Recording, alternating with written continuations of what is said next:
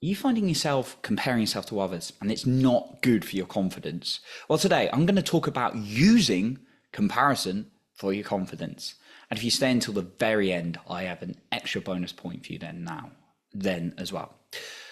Okay, just want to mention that if you want to have more content specifically on men's mental health, men's growth, maybe you're a man, maybe you know a man who could benefit particularly on that subject, then you can check out my latest podcast, the Men's Mental Health and Growth podcast, that is linked in the show notes below. I've been very guilty of comparing myself to others in my life. It's something that's impacted me an awful lot. Like in the coaching industry, when I started off as a coach, it's like, wow, these coaches are killing it, 6-7 figures, blah, blah, blah. Or you know, it's still out there, people like bragging, all these kind of things.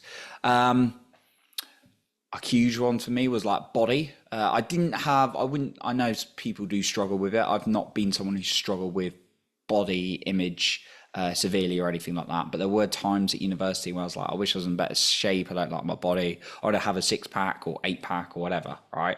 And I actually went on the 75 hard and achieved a pretty good shape last year as well. But yeah, I've done that. And another one is like, those are the guys women go for, a big one for me. It's like, I'm not worthy as a man. I'm pathetic. All that kind of like self-talk, which is not good, obviously, for your confidence.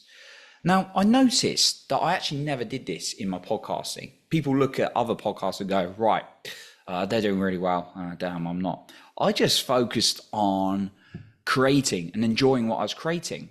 And what's really interesting, I find, is sometimes in an area, you'll do really, really well. And what I find is really important is to role model what you're doing in one area very well, and you can maybe transfer it to another area of your life. Now, I started comparing people in a good way to me. I started role modeling them, role modeling what the people who had results I wanted were doing. And we're going to go into how you can do this. And there's a phrase I want to share with you that I've shared before, but I'll share it again from one of my mentors. Self to self for progress, self to others for possibility. I'll say that again. Self to self for progress, self to others for possibility.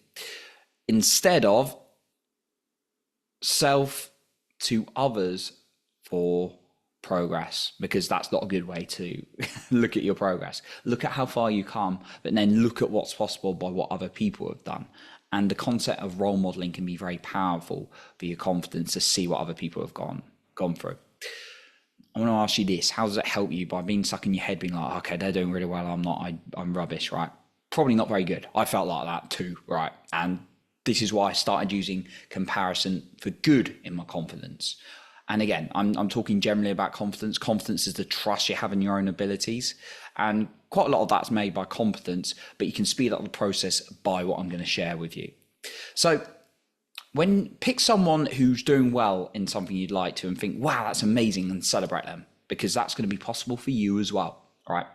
The first thing you're going to model is their beliefs. What do they believe about themselves, right?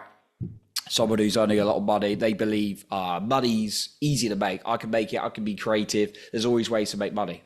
Those are some very good beliefs to have about money, rather than, there's a lack of it, I'm going to struggle.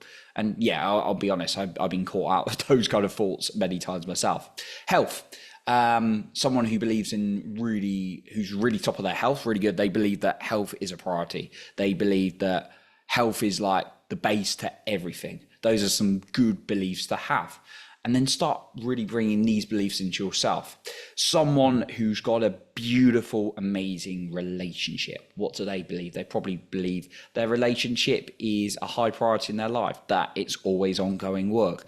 These are some of the things I've learned from these kind of people. They believe that there is a level of self-love they've got to give themselves, and they've got to communicate their needs. Those are some good beliefs to have. The next thing, so whatever it is for you, that person, write down their beliefs. The next one, their physiology. How do they move, right?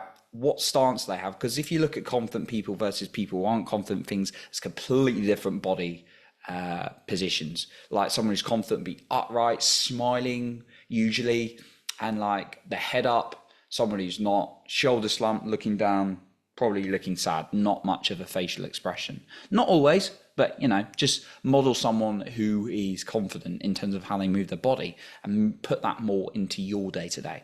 I remember doing this when I read a book called High Status by Jason Capital, and I started using what he was teaching that really increased his confidence into the workplace, and I started getting responses. I actually started getting promoted. It's crazy, right? Just by changing how I was using my body, right? Because how you use your body will then change how you're feeling and then change how you're acting. It's a big thing, right? And then the third thing is, what do they do? Like, what are the actions they take? So if you're looking to get more confident with your money or in business, like, what do the people do? Like the people I role model, like Peter Sayers, like Joseph McClendon, they do consistent things that are very simple. Like they'll put value out there consistently. They'll constantly be networking with people. They'll be doing things that matter consistently in a very simple way, right? That's what I've learned, the order they do it, right? What is it for you? Like if you're trying to lose weight, what is the person who you're like looking at? What are they doing consistently? Probably eating pretty well consistently, probably exercising well consistently, right? Probably surrounded by a good group of people consistently. So start looking at what the kind of things, this is also known as a syntax, syntax, it's spelled. It's also known as a syntax in the order that people do. So start looking at some of those. And then the key thing that I want to share is praise yourself. Pat yourself on the back and celebrate for every action you take. Because again, the more you celebrate, the more your nervous system is going to want to do more of it because it likes praise. And you're completely 100% in control of praising your own self, right? You can't control if someone praises you or not outside of you. You can 100% control if you praise yourself, right? Okay, an extra point I want to share, and it's kind of restating what I kind of touched on earlier. Just before that, though, I want to mention that if you want to have specific focus on men's mental health and growth, perhaps you're a man or you know a man, then once again, if you want to check out my latest podcast, the Men's Mental Health and Growth podcast, you can check that out in the show notes, link below. Okay, my extra point I want to share with you is role model yourself. We touched on this at the beginning, but I want to go into this a little bit more. So there's probably areas of your life you're doing really well. You're very confident and you don't even notice because maybe you're focused on the negative things. For me, I am very good, I believe, at podcasting, right? There's not everyone's going to like me, but I do get a lot of credit. I work really hard for it. I put myself out there a lot, right? It's something I'm very good at. One of my strengths in life. I got quite a few strengths. Football recently, I won Player of the Season, right? That's a strength of mine. So then what I got, and running, like I ran a half marathon in a very good time recently. Those are strengths. Like there's areas in my life I'm not so good at, right? 100%. And what's really important for me to do, like for example, I'm not a six or seven figure business owner, right? And I'm kind of doing a variety of things at the moment, creating content, but I can start looking when I got a bit more clarity on where I'm going because I'm kind of on a bit of a self-diving journey at the moment, actually what are the things I'm doing really well and how I can model it into that area of my life, right? So role model yourself. Like for me, I know podcasting, I believe I'm a decent podcaster. Again, not for everyone, but I believe I'm pretty decent. The way I move my body and that, I'm excited, I'm upright, I'm smiling when I'm doing it. And the syntax, I just consistently make content. Sometimes I'll batch it, sometimes I'll make it day by day. But generally, I have an order, a sequence, and a consistent sequence that I follow for podcasting, and I have fun doing it. So therefore, I can take that into other areas in my life. So maybe it's a job, maybe it was learning to drive, maybe it's something in the past that you did really well and you're super confident at. Maybe you're so confident that you don't even notice it. It's like second nature to you.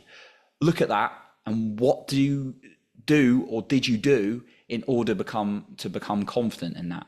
And how can you take that to another area where you may be lacking confidence? Because I always believe we're the best people to role model for ourselves, combined with obviously a mentor, coach, or someone you're following. So that's what I got for you today. I appreciate you for being here. You're improving other people's lives by being the best you. And remember, you are in control of your own self-esteem and confidence.